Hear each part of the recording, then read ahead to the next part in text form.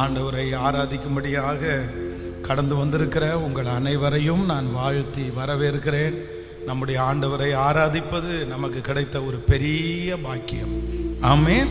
நமக்கு எல்லாம் ரொம்ப தெரிந்த ஒரு பாடல், கர்த்தாவே பரிசுத்தத்தில் உமக்கொப்பானவர் யார், வானத்திலும் பூமியிலும் உமக்கொப்பானவர் யார், செங்கடலை நீர் பிளந்து உந்தன் ஜனங்களை வழி நடத்தினீர். F major. தூதர்கள் உண்ணும் உணவாய் உந்தன் ஜனங்களை போஷித்தீர், உம்மை போல யாருண்டு இந்த ஜனங்களை நேசித்திட. ரொம்ப அழகான பாடல். எல்லாரும் சேர்ந்து கரங்களை தட்டி பாடி ஆண்டவரை மகிமைப்படுத்துவோம்.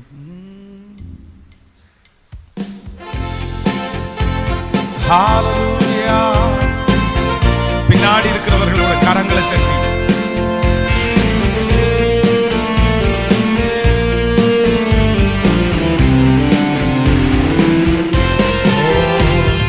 கர்த்தாவே பரிசுத்தத்தில் உமக்கொப்பானவர் யார், வானத்தில் பூமியிலும் உமக்கொப்பானவர் யார்.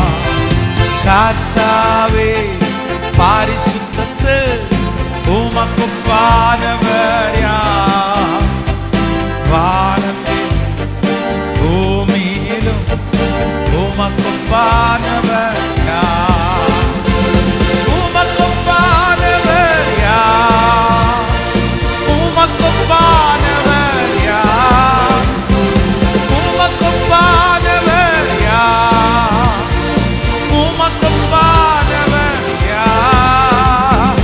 வானத்திலும்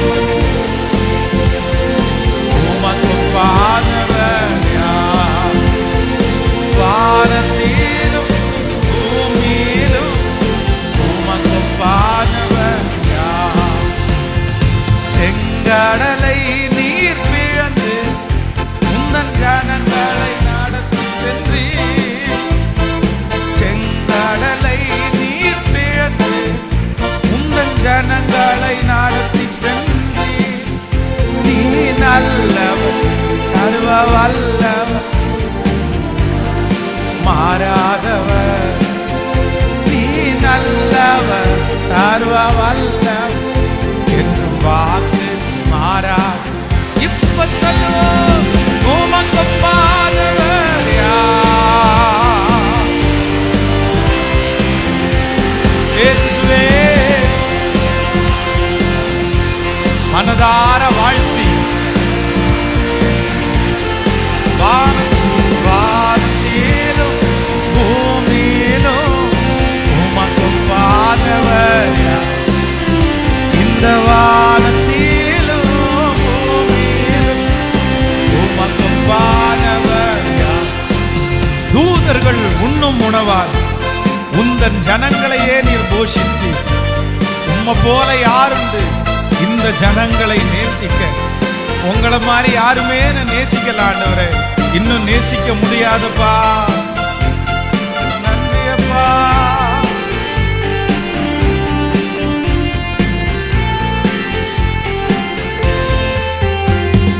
தூதர்கள் உண்ணும் உணவா உந்தன் ஜனங்களை போஷித்தீரே, தூதர்கள் உண்ணும் உணவா உந்தன் ஜனங்களை போஷித்தீரே. உம்மை போல யாரும் இந்த ஜனங்களை நேசித்திட, உம்மை போல யாரும் இந்த ஜனங்களை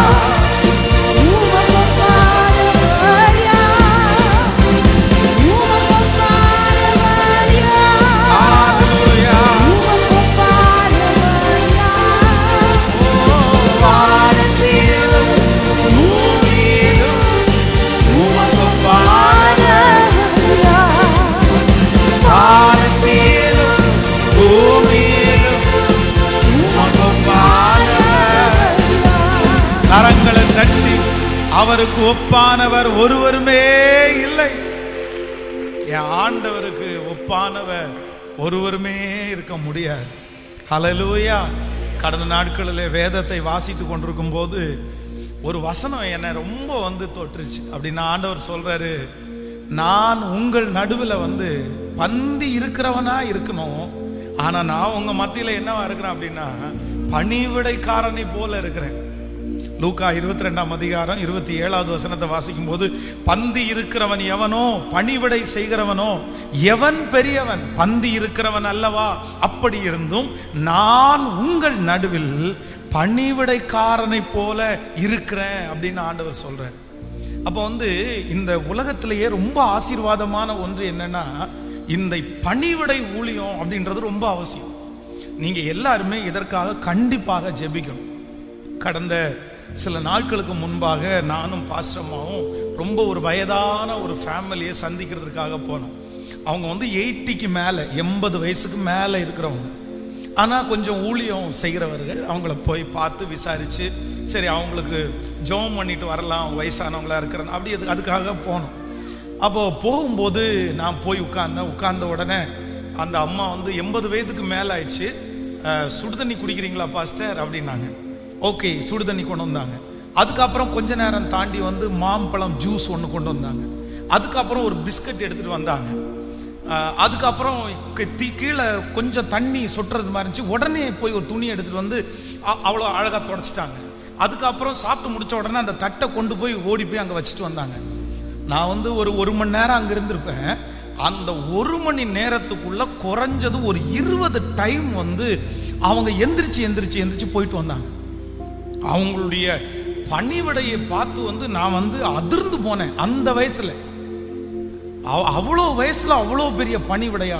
அப்போ மனசுல நினைச்சிட்டு வர்றேன், சார் நம்ம எவ்வளோ வயசானாலும் கர்த்தருடைய வருகை தாமதிச்சா இந்த மாதிரி பரிசுத்தவான்களுக்கெல்லாம் நம்ம செய்யணும் அப்படின்னு சொல்லி நான் கார்ல ஏறேன், வண்டியில ஏறி உட்கார்ந்த உடனே பாஸ்டம்மா ஒரு ஜெபம் பண்றாங்க. கிளம்பும்போது நான் சொல்லலாம், அவங்க சொன்ன உடனே ஜெபம் பண்ணும்போது ஜெபம் பண்றாங்க, ஏசப்பா அந்த வீட்டில் அந்த அம்மாவை பார்த்தேன், ரொம்ப ஆச்சரியமா இருக்குது, இவ்வளோ அழகா பணிவிடை செய்யறாங்களே, இந்த வயசுலயும் இவ்வளோ சுறுசுறுப்பா பணிவிடை செய்யறாங்களே, எனக்கு ஜீவனை கொடுத்தா நான் இந்த ஊழியக்காரருக்கு சாகுற வரைக்கும் பணிவிடை செய்யணும், அதுக்கு எனக்கு பலன் தாங்கன்னு ஜெபம் பண்ணாங்க. அப்ப எனக்கு ஆச்சரியமா இருந்துச்சு. அந்த பணிவிடை அவங்களையும் அட்ராக்ட் பண்ணியிருக்கு பாருங்களேன். நீங்கள் ஈசாக்கு ரெபேக்காளுக்கு ஒரு நல்ல கணவனாக ஈசாக்கு கிடைக்கிறதற்கு மிகப்பெரிய காரணம் என்ன அப்படின்னு சொன்னா, அவங்கள்ட்ட இருந்த அந்த பணிவிடையின் ஆவிதான். அவர் கேட்கிறாரு, எனக்கு குடிக்க கொஞ்சம் தண்ணி தருவீங்களான்னு கேட்கிறாரு. குடிக்க கொடுக்கறது 1 லிட்டர் கொடுத்தா போதும், ஆனா ஒட்டகங்களுக்கு வாக்குறது 3 குடம் 4 குடம் இருந்தா கூட பத்தாது. அதுவும் வனாந்திரத்துல நடந்துட்டு வருது ஒட்டகம். அத்தனை ஒட்டகத்துக்கும் இவங்க கொடுக்க முடியுமா? அது ரொம்ப கஷ்டம். அதுவும் நீங்க நினைக்கும் போது மோட்டர் போட்டோன்னு பிடிச்சி சுவிட்சை போடுறா, ஊத்துறா, பைப்பு புடுறான்னு இருக்க முடியாது. குடத்தை கொண்டு கீழே கிணத்துக்குள்ள இருந்து ஏறி எடுக்கணும். அது சாதாரணமா இல்ல, அவ்வளோ கடினமான வேலை. ஆனா இந்த அம்மா என்ன சொல்றாங்க அப்படின்னு சொன்னா, உங்களுக்கும் குடிக்க கொடுப்பேன், உங்களுடைய ஒட்டகங்களுக்கும் வார்ப்பேன்.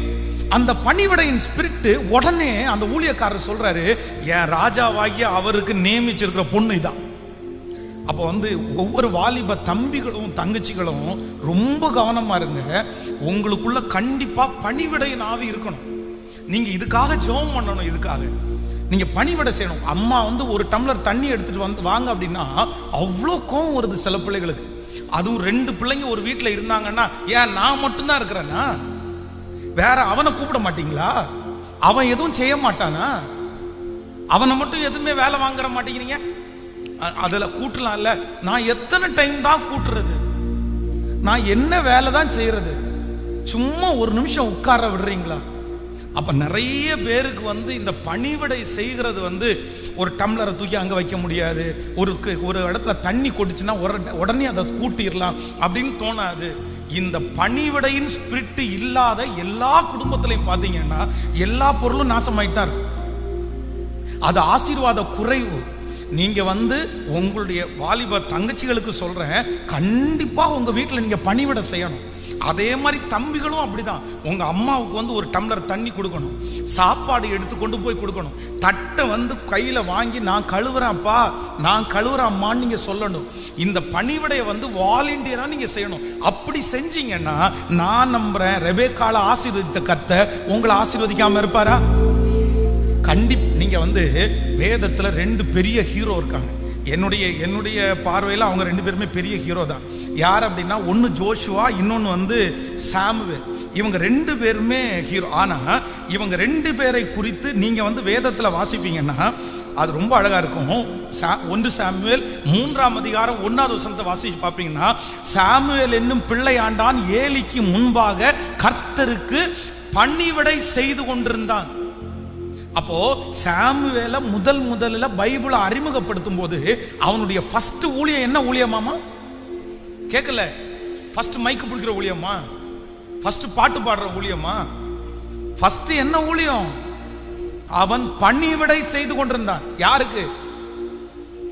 தேவனுக்கு. ஏலிக்கு முன்பாக. அப்படின்னா ஒரு கண்ணு தெரியாத வயசான ஒருத்தருக்கு பணிவிடை செய்யறதுன்னு சொல்லவமா? அது ஏலிக்கு கண்ணு தெரியாது, அவருக்கு தான் இவர். அதுவும் மிட் நைட்டு எல்லாம் முடிச்சிட்டு போய் படுக்க போறாரு. படுத்துட்டான் சாமுவேல், வந்து படுத்துட்டான். படுத்து முடிச்ச உடனே ஒரு சத்தம் கேக்குது, சாமுவேலேன்னு கேக்குது. அப்போ உண்மையிலே நம்மளா இருந்தா நீங்க வந்து உங்களுடைய யார்ட்டையும் நீங்க கேட்கல, நீங்க மனசுல நினைச்சு பாருங்க. ஒரு வயசான ஒரு தாத்தாவுக்கு நீங்க வேலை செய்றீங்க.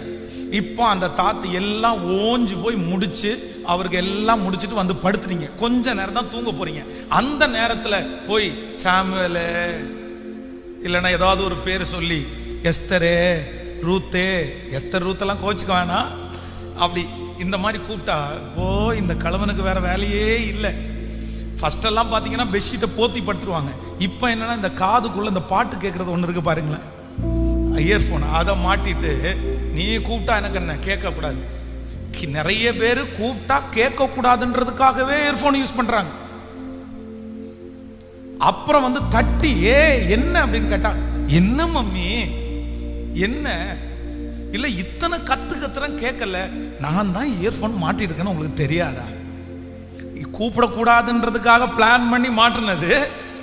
அப்புறம் ஆனா ஒரு டைம் கூப்பிட்டாச்சு, திரும்ப இன்னொரு டைம்.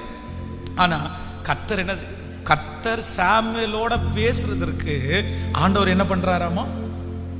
விரும்புறார் அப்படின்னு அவன் நினைச்சானா. நீங்க இவரை குறித்து வாசிப்பீர்களே, ஆனால் நீங்க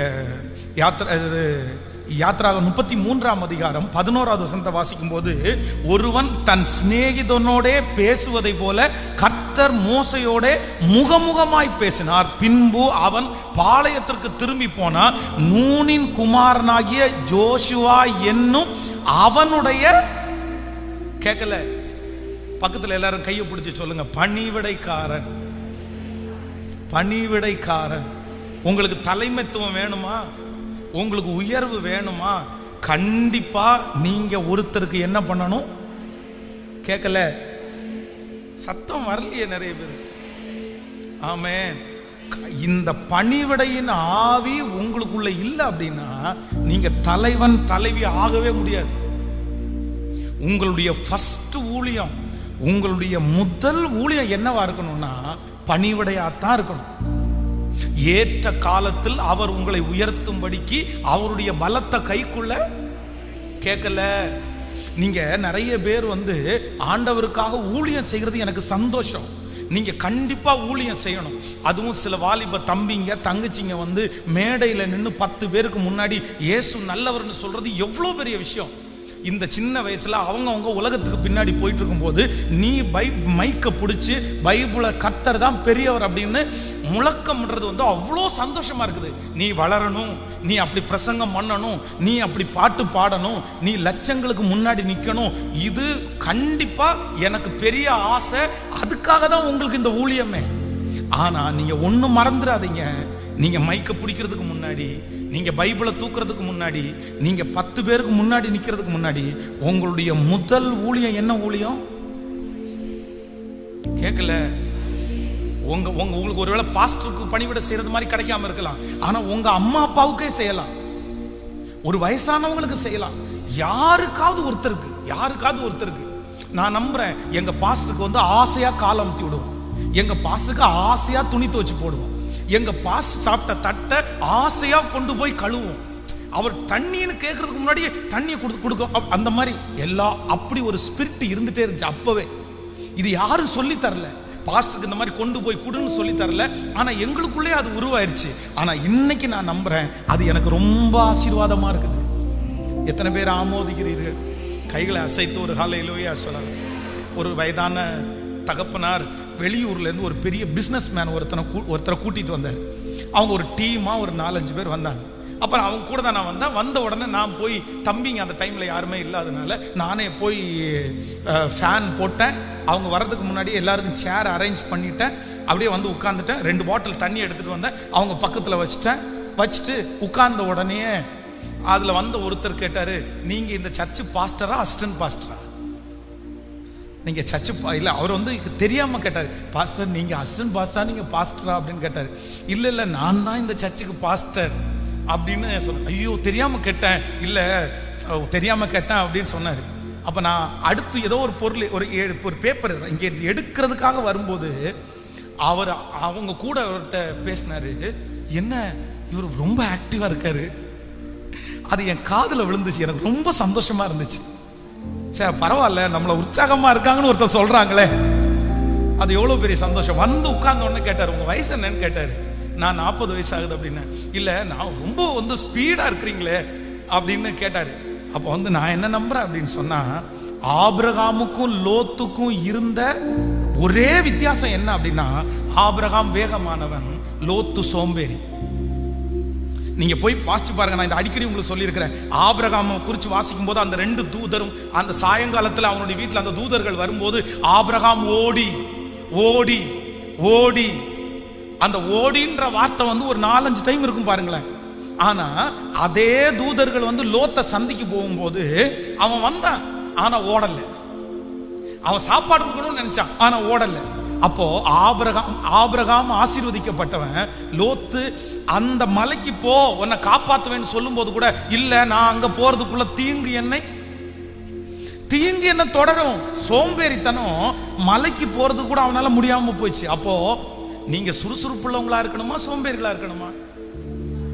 உங்களை பார்த்தா அப்படி தெரியலையே. 6 மணி மாதிரி இருந்து நல்ல உற்சாகமா 3 பேருடைய கையை பிடிச்சு, நல்லா இருக்கீங்களா, சந்தோஷமா இருக்கிறீங்களா, காலையில ஒரு ஃப்ரெஷ்ஷா அப்படி எப்படி இருக்கணும் உங்களை பார்த்தா. ஆமே. நான் வந்து இந்த ஜெப குறிப்பு சொல்லியிருக்கேன்ல, 500 ஜெப குறிப்பு எல்லாரும் எழுதி கொடுங்க அப்படின்னு. அது கண்டிப்பா எல்லாரும் எழுதி கொடுங்க. மோகன் சிலாசரஸ் அப்பா வந்து இந்த சர்ச்சை டெடிகேட் பண்ண வரும்போது அந்த ப்ரேயர் ரிக்வெஸ்ட் அதில் வச்சு நம்ம பிரதிஷ்டை பண்ணி ஜெபம் பண்ண போகிறோம். அதனால எல்லாருமே கண்டிப்பா நீங்க வந்து ஒரு 2 months டைம் எடுத்துக்கங்க, 2 மாசம் கூட எடுத்துக்கங்க. அதை எழுதுறவங்க வந்து அழகா இந்த மாதிரி எழுதி இந்த மாதிரி ஒரு ஃபைல்ல போட்டு கொடுங்க. இல்லை அப்படின்னா ஒரு ஸ்பைரல் நோட் பண்ணி கொடுங்க, இல்லைன்னா ஒரு டைரியில எழுதி கொடுங்க. வேற யாரை குறிச்சும் வேற எந்த ஜெப குறிப்பையும் குறித்து எழுதக்கூடாது. முழுக்க உங்களை குறித்து மட்டும்தான் நீங்க எழுதணும். அது உங்களை குறித்து மட்டும்தான், அது உங்களுக்குள்ளதான் இருக்கணும்.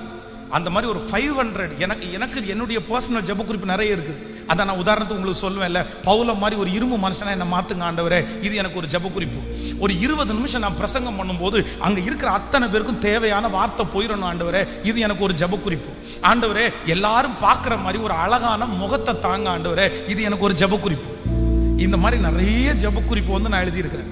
அப்போ அந்த ஜெப குறிப்புல நீங்க ஆட் பண்ண வேண்டிய ஒரு மிகப்பெரிய ஜெப குறிப்பு என்னன்னா, ஆண்டவரே எனக்கு ஒன்று பண்ணுங்க, எனக்கு வந்து ஒரு பணிவிடை ஆவி, எனக்கு நான் எப்போ எப்படி இருக்கணும்னா ரொம்ப பிரிஸ்கா இருக்கணும். ஆமேன். சிலருக்கு வந்து காலையில நம்ம குளிச்சா கூட நம்ம முகம் என்னவா இருக்காது, கேட்கல, ஒரு ஃப்ரெஷ்ஷா இருக்காது மாதிரி ஒரு டல்லான மூஞ்சி இருக்கும்.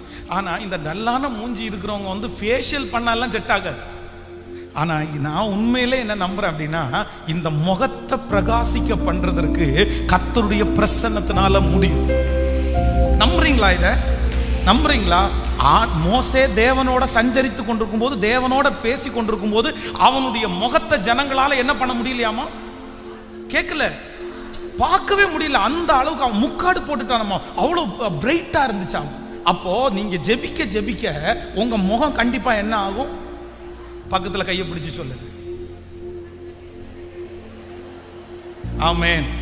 நம்ம நல்ல அழுக்கு மூஞ்சி இருக்கிறவங்க, நல்ல சோக மூஞ்சி இருக்கிறவங்க, கண்ணாடியில் தன்னுடைய முகத்தை பார்த்து நான் ஏன் இவரோட டல்லா இருக்கிறேன் அப்படின்னு நினைக்கிறவங்க, இவங்க எல்லாரும் தேவ பிரசனத்துக்குள்ள ரொம்ப நேரம் நீங்க ஸ்பெண்ட் பண்ணிட்டீங்கன்னா உங்க முகத்தை பார்த்தாலே என்ன வந்துடும்? என்னமோ இல்லையா அந்த மாதிரி? ஹல்லேலூயா. நான் உங்களுக்காக ஸ்பெஷலா ஜெபிக்கிறேன். உங்க முகத்தை பார்த்த உடனே ஒருத்தர் வேலை கொடுத்துடணும். உங்களை முகத்தை பார்த்த உடனே என்ன இவ்வளோ ஃப்ரெஷ்ஷா இருக்கிறீங்க இந்த நேரத்தில் அப்படின்னு சொல்லணும். ஆமேன். சொன்னவங்களுக்கு அப்படியே நடக்கதாக. உங்களுக்கு நான் உங்களுக்கு பிடிக்குதா பிடிக்கலையா, இதெல்லாம் நீங்க ஜெபிக்கணும். ஜெபிக்க உண்மையிலே சிலரை பார்க்கும்போது பார்த்தீங்கன்னா நம்மளே அறியாமலே ஒரு அப்பீரன்ஸ் வருதா இல்லையா? தோற்றம் முக்கியமானு கேட்டா கண்டிப்பா கேட்கல, முக்கியம். நான் என்னுடைய தோற்றத்தை பார்த்து ரொம்ப வெறுத்தவன். நான் இவ்வளோ அசிங்கமா இருக்கிறேனே, இவ்வளோ அசிங்கமா இருக்கிறேன். இந்த கண்ணமெல்லாம் அப்படியே ஒட்டி, நெஞ்சு கூடல உள்ள எலும்பெல்லாம் தெரிஞ்சு அப்படியே ரொம்ப ஓனாங்குச்சி மாதிரி அப்படியே இருந்தா எப்படி இருக்கும் பாருங்களேன். கல்யாணத்துக்கு ஒருத்தர் சொல்றாரு, பொண்ணு ரொம்ப அழகா இருக்கு, மாப்பிள்ளை ரொம்ப கேவலமா இருக்கு. கல்யாணம் முடிச்ச உடனே எப்படி இருக்கும் மனசுக்கு? அப்பா என்னமோ தெரியல, அழகாக்கியே ஆகணும். இல்ல நான் ஓப்பனா சொல்றேன், அப்படி ஜெபம் பண்ணேன். ஆண்டவரே எனக்கு ரொம்ப நடிகனாகணும் அப்படின்னு எல்லாம் கிடையாது, ஆனா மற்றவங்க கொஞ்சம் பார்த்து கீழே பார்க்காத மாதிரியாவது ஒரு மூஞ்சியை கொடுங்க ஆண்டவரே அப்படின்னு ஜெபம் பண்ணி இருக்கிறேன். நான் நடந்திருக்கும்னு நினைக்கிறேன். நீங்க அமைதியா இருக்கிறத பார்த்தா நடக்கலன்ற மாதிரி தெரியுது. எனக்கு என்னமோ மாற்றம் இருக்கிற மாதிரி தெரியுது. கொஞ்சம் அன்னைக்கு பார்த்ததுக்கும் இன்னைக்கு பார்த்ததும் கொஞ்சம் கண்ணமெல்லாம் வச்சு, கொஞ்சம் உடம்பெல்லாம் வச்சதுக்கு அப்புறம் சரி பரவாயில்ல அப்படின்றது மாதிரி. அப்போ நான் நம்புறேன் எல்லா ஜெபத்தையும் கர்த்தர் கேட்கிறவர். நமக்கு எல்லாருக்கும் இன்னைக்கு ஒரு ஸ்பிரிட் வேணும். என்னன்னா பணிவிடையின் ஆவி. அதை எசலி போட்டு அதை சோம்பேறித்தனமா எடுக்கக்கூடாது. வேதம் சொல்லுது, நமக்கு ஆண்டவர் கொடுத்த கட்டளையே என்ன அப்படின்னா வேர்வை சிந்தி நம்ம உழைக்கணும். அப்படிதான் உங்க உடம்புல எவ்வளவு தூரம் வேர்வை வெளியே போகுதோ அது உங்களுக்கு ரொம்ப பலன். நம்முடைய நோய்க்கு காரணமே நம்முடைய வேர்வை சிந்தப்படாம இருக்கிறது தான். அதுல தான் எல்லா அழுக்குகளும் வெளியே போகும். அது அப்படி செய்யணும்னா உங்க வீட்டுல போகும்போதே இப்ப நீங்க என்ன வாருங்கன்னா அடுத்தவங்க செய்யணும்னு நினைக்காதீங்க. உற்சாகமா உற்சாகமா ஸ்பெஷலா வாலிப தம்பியும் தங்கச்சியும் தயவு செய்து, நீ கொஞ்சம் வளர்ந்துட்டல, இனி உங்க அம்மா அப்பா உனக்கு ஊட்டி விடக்கூடாது. உங்க அம்மா அப்பா உனக்கு ஷூக்கு பாலிஷ் போடக்கூடாது. உங்க அம்மா அப்பா உன் துணியை துவைக்க கூடாது. உன்னுடைய வேலையை யார் தான் செய்யணும்? வாலிப தம்பிங்க தங்கச்சிங்க சத்தமா சொல்லுங்க பார்க்கலாம். ஸோ உங்களை பார்த்து ஒன்று மட்டும் கேட்குறேன், என் துணியை நானே துவைக்கிறேன் பாஸ்டர், என் ஷூக்கு நானே பாலிஷ் போட்டுக்குவேன் அப்படின்ற பிள்ளைங்க மட்டும் உங்க கையை தூக்குங்க பார்க்கலாம். என் துணியை நானே அயன் பண்ணிக்குவேன், நானே துவைச்சுக்குவேன். நல்ல கை தூக்குங்க. இவங்களுக்கு ஒரு நல்ல கைத்தட்டு கொடுங்க பார்க்கலாம். Okay, God bless you, God bless you. ஆண்டவர் உங்களை ரொம்ப ஆசீர்வதிப்பாரு. ரொம்ப அழகான கேரக்டர், சூப்பர் கேரக்டர். நீங்க எங்க போனாலும் உற்சாகமா தான் இருப்பீங்க. இதை ஃபாலோ பண்ணிட்டே இருங்க. இதை எப்பவுமே விடாதீங்க உங்க வாழ்க்கையில். என்னுடைய இளம் வயதிலிருந்து நான் திருமணம் ஆகிற வரைக்கும் என்னுடைய துணியை நான் தாங்க துவைச்சிருக்கிறேன், என் துணியை நான் தாங்க அயன் பண்ணியிருக்கிறேன், என் வேலையை நான் தாங்க செஞ்சிருக்கிறேன். அது ஒரு பெரிய ஆசீர்வாதம், பெரிய ஆசீர்வாதம். ஒரு பிள்ளைங்க நிறைய பேர் அம்மா அப்பா உங்களுக்கு துவைக்க கொடுக்காம இருக்கலாம். நான் சொல்றேன், வாஷிங் மிஷின்ல போடுறது கூட உன் துணியை யார் போடக்கூடாது? சத்தம் வர மாட்டேங்குது பாருங்க நிறைய பேருக்கு. வாஷிங் மிஷின்ல உங்க அம்மா அப்பா போடக்கூடாது. உன் துணியை நீயே பாக்கெட் உள்ளது எல்லாத்தையுமே எடுத்து வச்சு நீங்களே போட்டு நீங்களே எடுங்க. இதெல்லாம் ஒரு பழக்கமாக இருக்கட்டும். இப்படி பழகிட்டீங்க அப்படின்னு சொன்னா உங்க வாழ்க்கையில நீங்க யாரையுமே டிபெண்ட் பண்ணவே மாட்டீங்க. நீங்க அழகா யாரும் உங்களுக்கு உதவி செய்யலைன்னா கூட நீங்க உங்க வாழ்க்கையை ரன் பண்ணிட்டு போயிட்டே இருக்கலாம். ஒரு டம்ளர் தண்ணி எடுக்கணுமா, நீங்க எடுத்துட்டு வாங்க அப்படின்னு கட்டளை கொடுக்கறத விட நீங்க போய் எடுத்து பழகிட்டீங்கன்னா உங்களுக்கு எதிர்பார்ப்பே. ஒரு குடும்பத்துல எதிர்பார்ப்பு அப்படின்ற ஒண்ணு இல்லைன்னா சண்டைன்றது ஒண்ணு இருக்கவே இருக்காது. நம்புறீங்களா இல்லையா? அதனால முடிஞ்ச வரைக்கும் நம்ம வேலையை நம்ம செய்யக்கூடிய பலனை கர்த்தர் தருவார். ஆமென் சொல்லுங்க பார்க்கலாம். எத்தனை பேர் வாஞ்சிக்கிறீங்க? கைகளை மேல உயர்த்தி சொல்லுங்க, ஆண்டவரே நான் மரணம் அடைகிற வரைக்கும், இந்த உலகத்துல இருக்கிற வரைக்கும் எனக்கு ஒரு பணிவிடையின் ஆவியை தருவீராக. நான் உழைக்கணும், நான் ஓடணும், நான் செய்யணும். சத்தமா சொல்லுங்க, அப்பா யாரையும் டிபெண்ட் பண்ணி நான் வாழக்கூடாது. என் வேலையை செய்யக்கூடிய ஒரு பலன் எனக்கு வரட்டும். இப்பொழுது என்னுடைய பிள்ளைகளுக்காக ஜெபிக்கிறேன். மோசேக்கு இருந்த அந்த பலன் என்னுடைய பிள்ளைகளுக்கு இருப்பதாக. காலேபுக்கு 80 வயசுல இருந்த 40 வயசுடைய பலன் இருப்பதாக. அவர்கள் ஓடினாலும் களைப்படையார்கள், நடந்தாலும் சோர்ந்து போவார்கள். கர்த்தருக்கு காத்திருக்கிறவர்கள் புது பலன் அடைவார்கள். புது பலன், புது பலன். ஆமென் சொல்லுங்க பார்க்கலாம். பாடலாம் அந்த வரியை திரும்ப ஒரு விசை. கன்மலையை நீர் பிளந்து உந்தன் ஜனங்களுடைய தாகத்தை தீர்த்தீர். நீர் நல்லவர், சர்வ வல்லவர், நீர் உம்முடைய நாமம் அதிசயம். கரங்களை தட்டி அந்த வார்த்தையை மட்டும் பாடி நன்றி அப்பா நன்றி. எல்லாரும் உற்சாகத்தோடு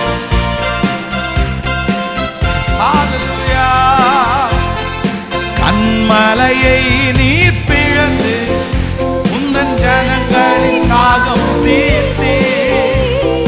கன்மலையை நீர் பிளந்து உந்தன் ஜனங்களின் தாகம் தீர்த்தே. உந்தன் நாமம் அதிசயம், இன்னும் அற்புதம் செய்திடுவே. உந்தன் நாமம் அதிசயம், இன்னும் அற்புதம் செய்து. இப்ப சொல்லுவோம், உமக்கு பாடவர் யார்? எஸ் உமக்கு பாடவர் யார்?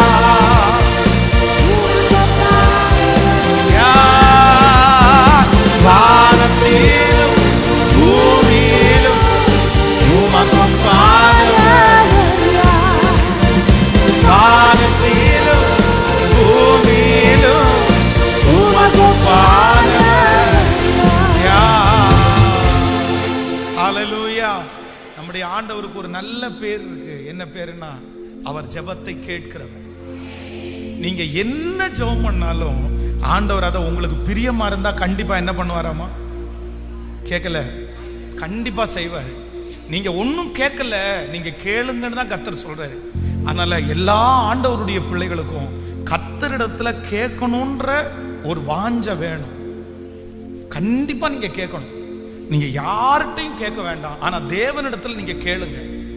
அதான் அவர் உங்களை விசாரிக்கிறவரானபடினால் உங்கள் கவலைகளை எல்லாம் கேட்கல. நம்முடைய பாரத்தை இறக்கி வைக்கிறதுக்கு ஒருத்தர் ஆண்டவர் இருக்கிறாரு.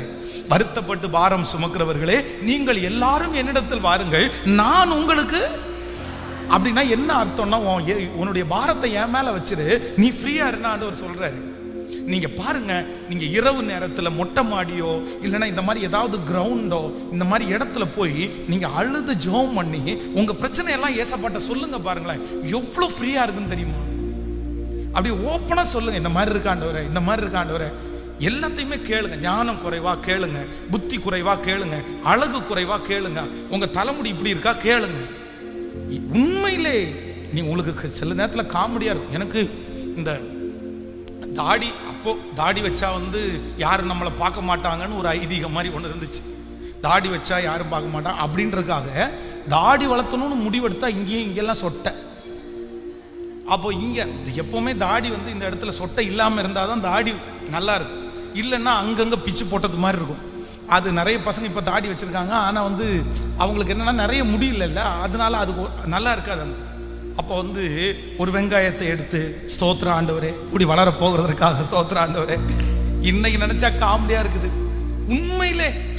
ஆனா உண்மையிலே பாத்தீங்க அப்படின்னா கரெக்டா பாத்தீங்கன்னா அது வளர்ந்துருக்குது.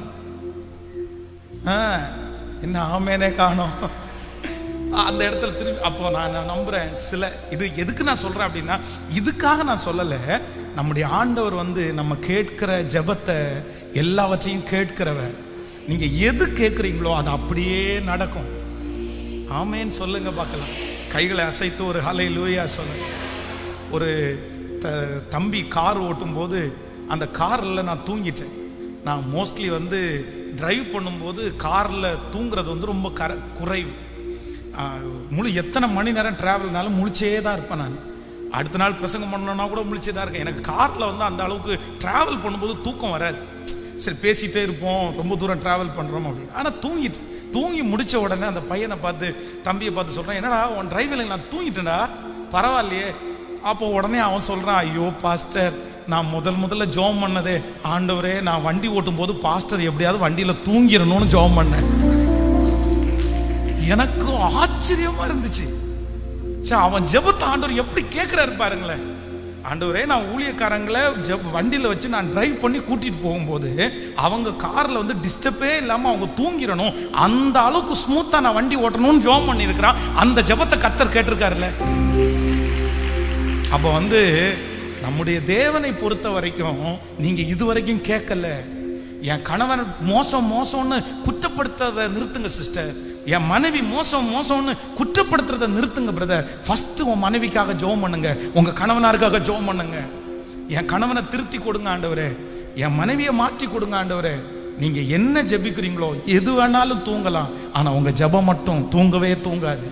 வாலிப தம்பிங்க தங்கச்சிங்க, என் திருமணம் அப்படி நடக்கணும் ஆண்டவரேன்னு ஜெபம் பண்ணுங்க, என் எதிர்கால வாழ்க்கை அப்படி அமையணும் ஆண்டவரேன்னு ஜெபம் பண்ணுங்க. நீங்க ஜெபிக்கிற ஒவ்வொன்றையும் கர்த்தர் நிச்சயம் கேட்பார். ஆமென். விசுவாசிக்கிறீங்களா இல்லையா? இன்னொரு பாடலை கூட பாடலாம். என் கருவை உம் கண்கள் கண்டதே. நம்ம எல்லாரும் அப்படியே எழுமி நின்று, என் உருவம் உம் பார்வையில் விழுந்ததே, நான் யார் என்று நீர் அறிவீர், என்னை முற்றும் அறிந்திருக்கிறீர். ரொம்ப அழகான ஒரு பாடல். ஆமென்.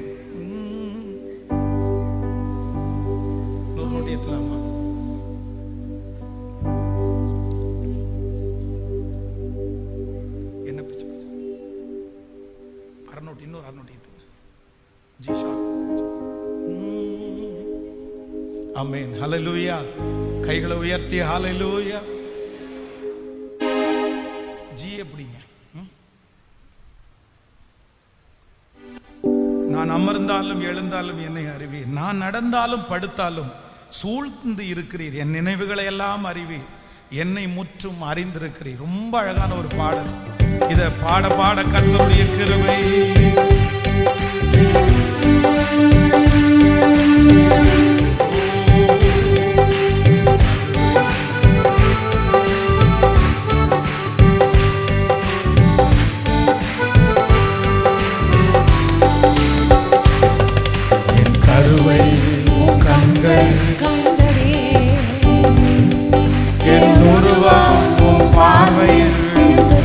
என் கருவை உன் கண்கள் கண்டதே, உன் கண்கள் கண்டதே,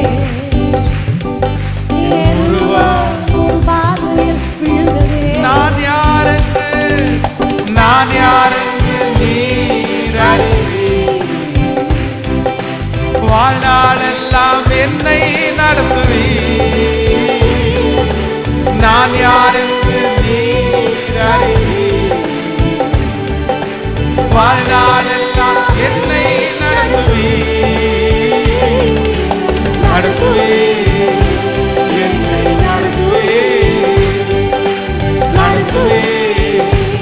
என்னை நான் அமர்ந்தாலும் எழுந்தாலும் என்னை நீர் அறிவீர், நான் நடந்தாலும் படுத்தாலும் என்னை நீர் சூழ்ந்திருக்கிறீர், என் நினைவுகளை எல்லாம் தூரத்திலே நீர் அறிவீர், என்னை முற்றும் அறிந்திருக்கிறேன்.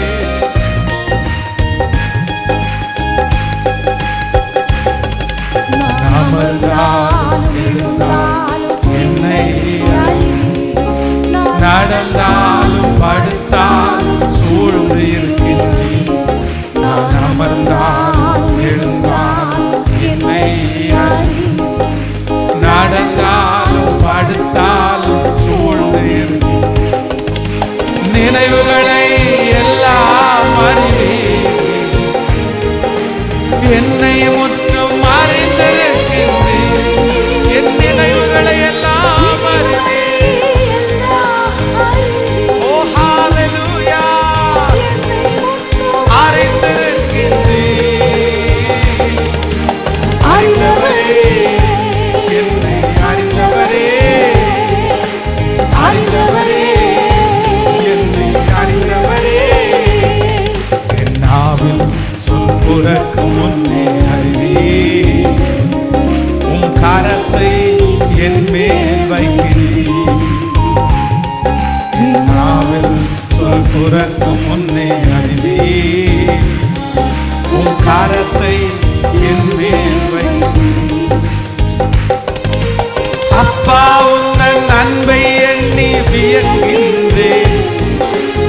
சமூகத்தை விட்டு எங்கே ஓடுவேன்?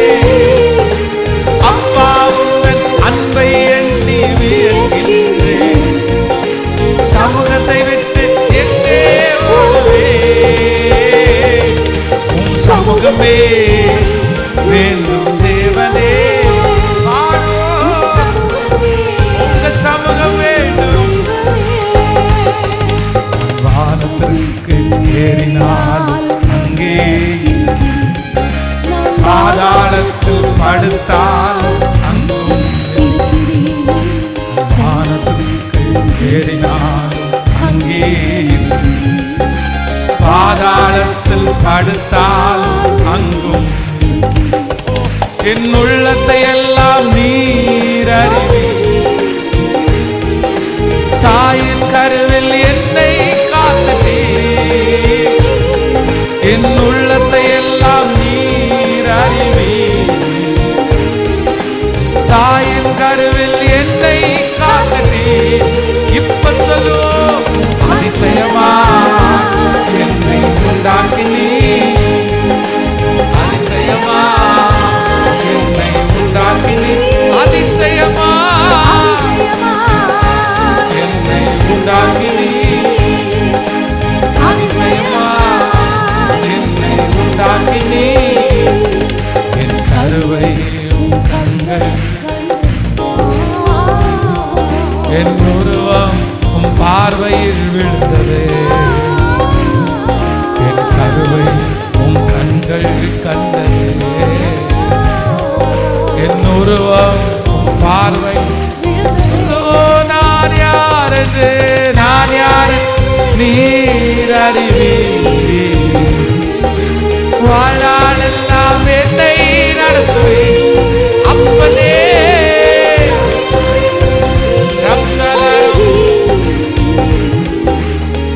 நாளெல்லாம் என்னை நடத்துவீர். நடத்துவீர், நடத்துவீர், நடத்துவீர், நடத்துவீர். ஹல்லேலூயா, ஆமென் சொல்லலாம். இந்த தேவன் என்றென்றைக்கும் உள்ள சதா காலமும் அவர் எனது தேவன்.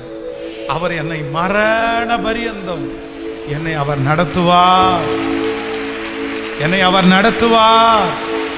மகா வறட்சியான காலத்துல கூட அவர் என்னை கிருபையா நடத்துகிற தேவன். எத்தனை பேர் விசுவாசிக்கிறீங்க? இது ரொம்ப அழகான ஒரு பாடல். நான் வானத்துக்கு ஏறினாலும், நான் பாதாளத்தில் படுக்கை போட்டாலும், என் உள்ளத்தை எல்லாம் நீர் அறிவி.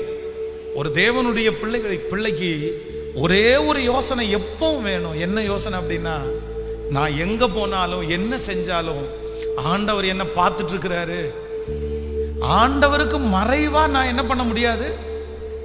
கேட்கல, யோசேப்பு அந்த அந்த லேடிக்கு முன்னாடி நிற்கும் போது ஒரே ஒரு வார்த்தை மட்டும்தான் சொல்றான். இவ்வளோ பெரிய தீங்க, இவ்வளோ பெரிய பாவத்தை என் ஆண்டவருடைய கண்ணுக்கு முன்னாடி எப்படி.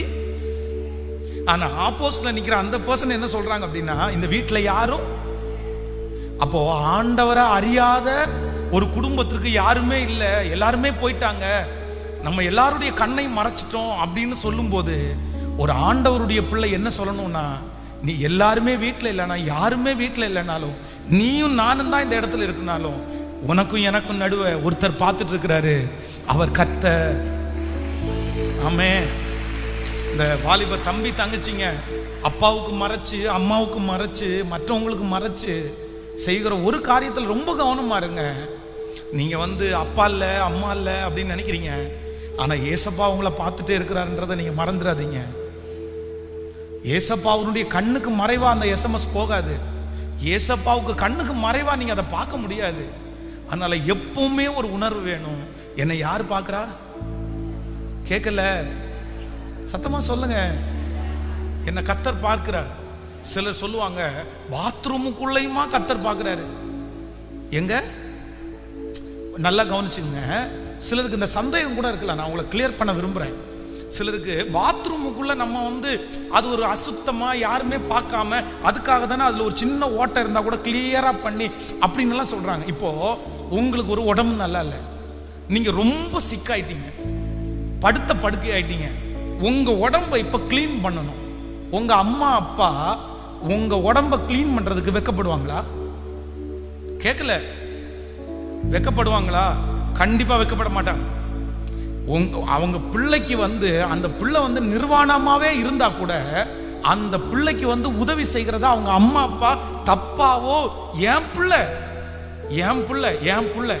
அப்ப நான் என்ன சொல்றேன் அப்படின்னா, நீ எங்க போனாலும் ஏசப்பா பார்த்துட்டு இருக்கிறார் அப்படின்றத நீங்க மறைக்க முடியாது. அவருடைய பார்வைக்கு நம்ம யாருதான்? கேட்கல. அதுக்காக அவர் எல்லாத்தையும் பார்த்துட்டு அது எட்டி எட்டி பார்க்கற அப்படின்னு சொல்லல. நீங்க செய்கிற தீமைகள் கர்த்தருக்கு மறைச்சு என்ன பண்ண முடியாது? தீமைகளும் கர்த்தருக்கு மறைச்சு செய்ய முடியாது.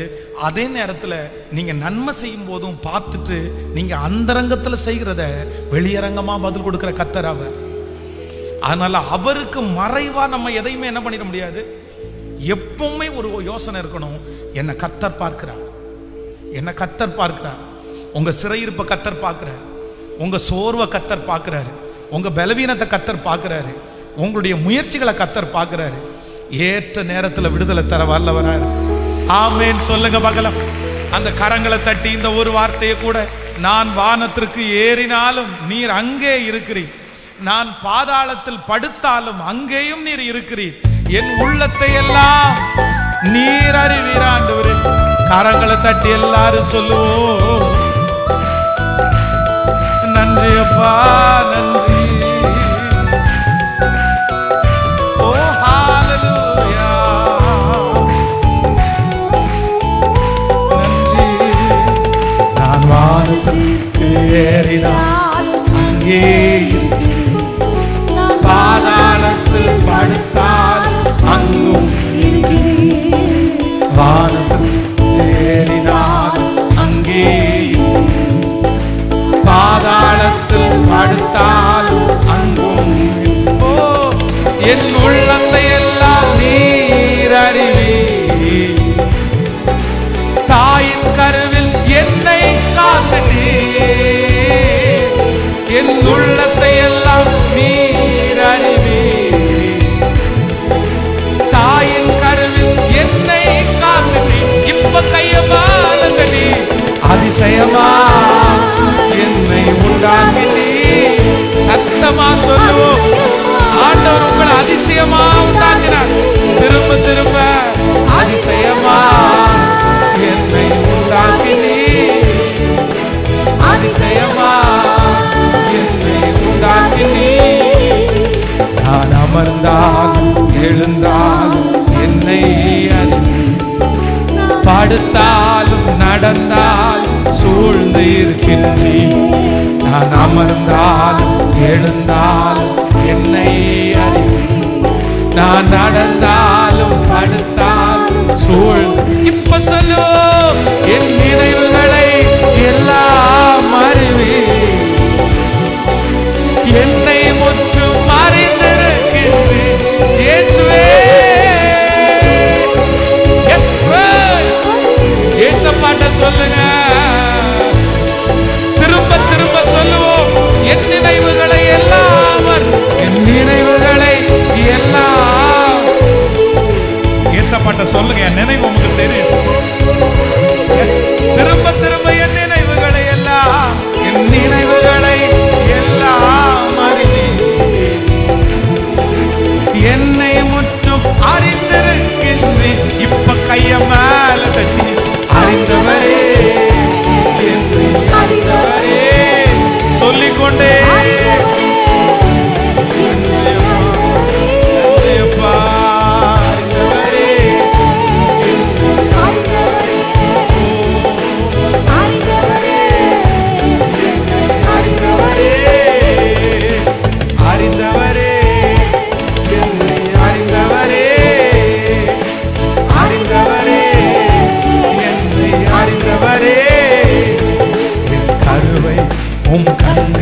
கண்டது, என் உருவம் பார்வையில் விழுந்து கண்கள் கண்டதே என் உருவம் பார்வை. ஓ நான் யார் என்று நீர் அறிவீர்.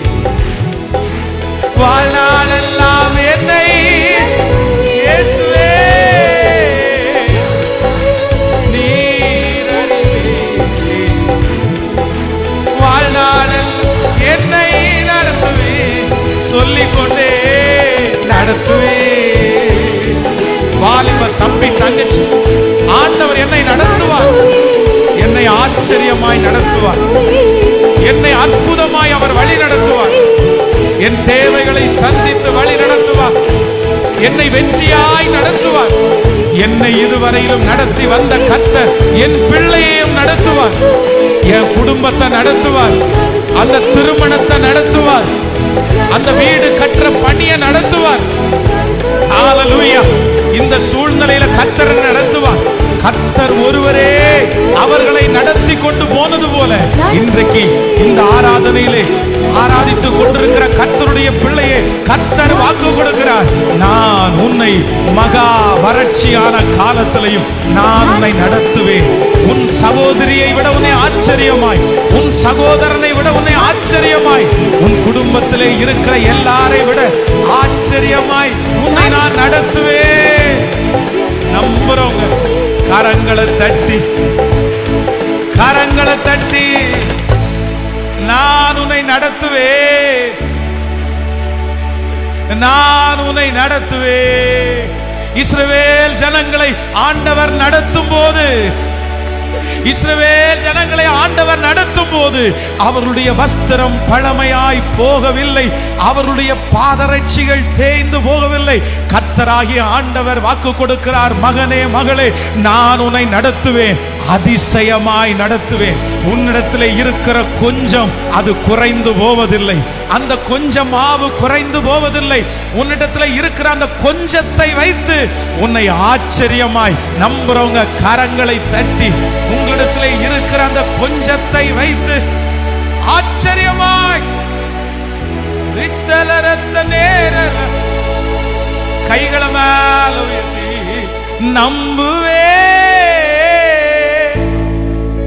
இயேசுவை நம்புவே இயேசுவை முழு பலத்தோடு நம்புவே இயேசுவை நம்புவே இயேசுவை. ஹல்லேலூயா. தனக்கு முன்பாக இருக்கிற பாளையம் ரொம்ப பெரியது. தனக்கு முன்பாக இறங்கி இருக்கிற கூட்டம் லட்சக்கணக்கான பேர். ஆனா தேவ மனுஷன் சொல்லுகிறான், இந்த ஏராளமான கூட்டத்திற்கு முன்பாக நிற்கிறதற்கு எங்களுக்கு பலன் இல்ல. என்ன செய்யறதுன்னு கூட எங்களுக்கு புரியல ஆண்டவரே. இவ்வளவு லட்சம் பேர் கூடி இருக்கிறாங்களே. ஆனா ஆண்டவருடைய வார்த்தை வருது, கொஞ்சத்தை கொண்டாகிலும் அநேகத்தை கொண்டாகிலும் ரட்சிப்பதற்கு அவருக்கு தடை இல்ல. இந்த கொஞ்ச வருமானத்தை வச்சு நான் என்ன செய்வேன்? எப்படி இந்த பிள்ளைகளை நான் காப்பாத்துவேன்? இந்த கொஞ்சத்தை வச்சு இவ்வளவு பெரிய தேவையை நான் எப்படி சந்திப்பேன்? நான் என்ன பண்ண போறேன்? அதே தேவ மனுஷனை போல உங்களுக்கு ஒருவேளை வழியே தெரியாம இருக்கலாம். நான் என்ன பண்ணுவேன்? ஆனா ஆண்டவர் வாக்கு கொடுக்கிறாரு, நான் எப்படி அந்த மனுஷனை நடத்தினேனோ உன்னுடைய கொஞ்சமா இருந்தாலும் நிறைவா இருந்தாலும் உன்னை ஆச்சரியமாய் நம்புறவங்க கைகளை தட்டி, சிஸ்டர், வருகிற மாதம் கர்த்தர் உங்களை நடத்துறத நீங்க பார்க்க போறீங்க. வருகிற நாட்கள் கர்த்தர் உங்களை நடத்துறத பார்க்க போறீங்க.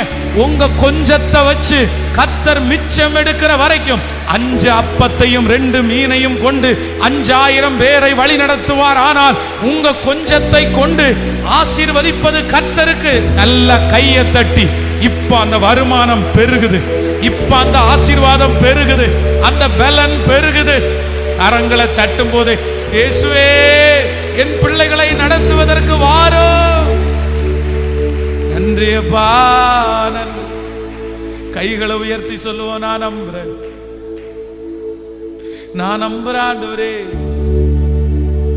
எதிர்க்கிறவர்களுக்கு முன்பாக என்னை தாங்குறவர்,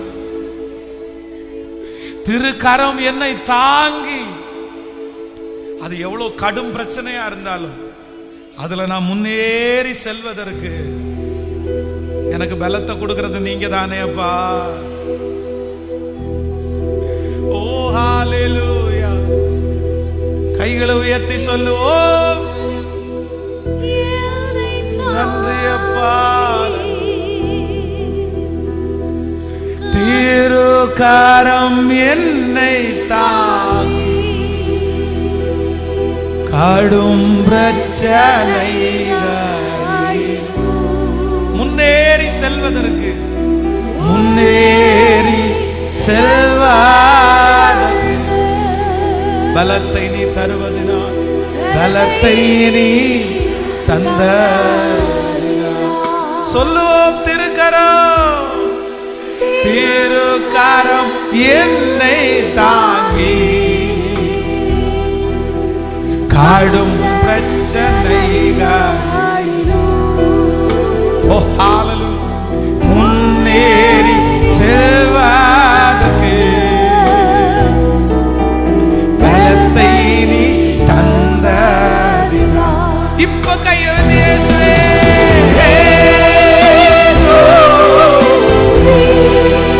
முழு பலத்தோடு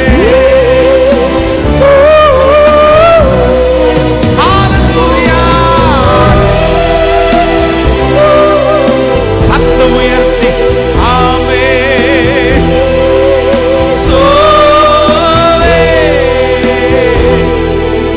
நன்றி நன்றி உம்மளவில்லா அன்பிற்காக, நன்றி நன்றி உம்மளவில்லா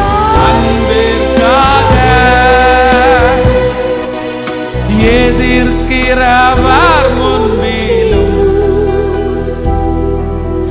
தள்ளினவர். அப்பா, பாட்டு பாடும் போதே அதை செஞ்சிருங்க ஆண்டவரே.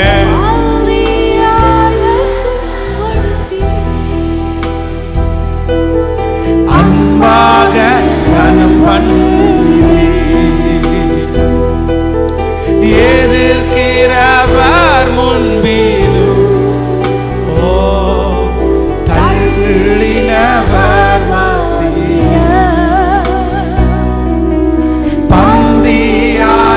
பந்தியாயத்தப்படுத்தி உன்னை கத்தர் கனம் பண்ணுவார், கனம் பண்ணி. இப்ப சொல்லுவோம் இயேசுவே,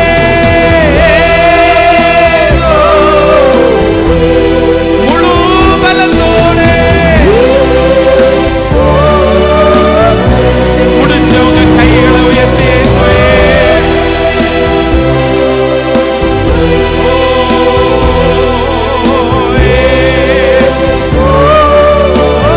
திரும்ப ஒரு விசை இயேசுவே. இப்போ அந்த வாழ்க்கை ஸ்திரப்படுத்தப்படட்டும், பிள்ளைகளுடைய வாழ்க்கை ஸ்திரப்படுத்தப்படட்டும். திரும்ப திரும்ப சொல்லிக்கொண்டே இயேசுவே.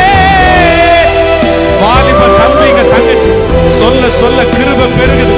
உன் எதிர்காலம் கட்டப்படுது, உன் வாழ்க்கை கட்டப்படுது. ஓ இயேசுவே, இயேசுவே, இயேசுவே. நன்றி நன்றி அளவில்லா அன்பிற்காக, நன்றி. பலவீன நேரங்களில் பலன் தந்தீரையா, பலவீன நேரங்கள்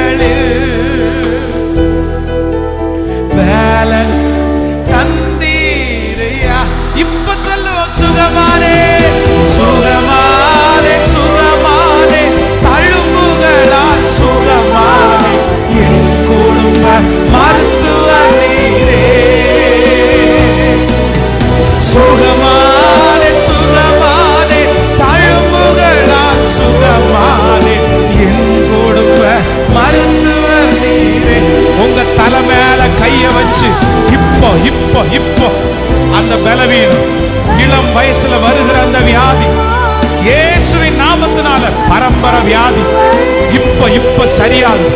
உச்சம் தலை முதல் உள்ளங்கால் வரை, அது பிபியா இருக்கலாம், சுகரா இருக்கலாம், அது எப்பேற்பட்ட தீராத வியாதியா இருக்கலாம், இப்ப இப்ப இப்ப இப்ப அவருடைய தழும்புகளால் சுகமானும் இயேசுவே. இப்போ சொல்லுங்க சொல்லுங்க, தழும்புகளால் சுகமானே. ஓ ஹalleluya, praise the Lord. சுகமானே சுகமானே, தழும்புகளால் சுகமானே, என் குடும்ப மருத்துவர் நீரே. இப்போ கிடையில கிடக்கிற அந்த பிள்ளை எழுப்பி நிற்கிறதற்காய், அந்த தீராத வியாதியிலிருந்து ஒரு விடுதலை உண்டாகிறதற்காய் இயேசுவின் நாமத்தினால இப்போ இனி மருத்துவமனை செலவில்லை, இனி டாக்டர் செலவு இல்லை. ஹalleluya, தீர்க்க ஆயுசு மோசேக்கு கொடுத்தது போல 120 வயசு, கண்கள் இருளையல்ல, பலன் குறையல்ல.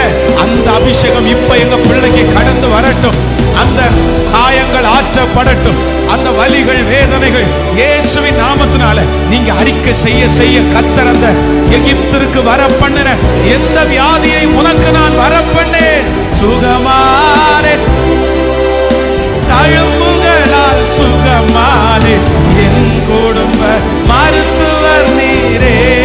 சுகமானே சுகமானே சுகமானே, தழும்புகளால் சுகமானே, என் குடும்ப மருத்துவர் நீரே.